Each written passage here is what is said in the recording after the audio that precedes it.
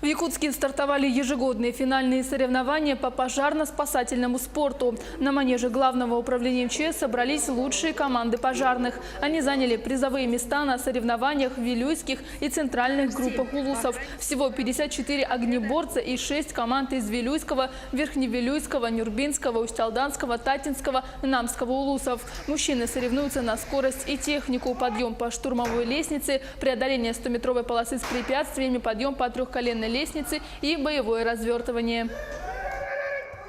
В общем, пожарно-спасательный спорт – это тот вид спорта, который формирует и оттачивает те морально-волевые качества огнеборца. Тренирует такие качества, как силу, скорость, выносливость и другие качества. Спорт дает ребятам стимул для дальнейшего участия в региональных, межрегиональных соревнованиях по пожарно-спасательному спорту.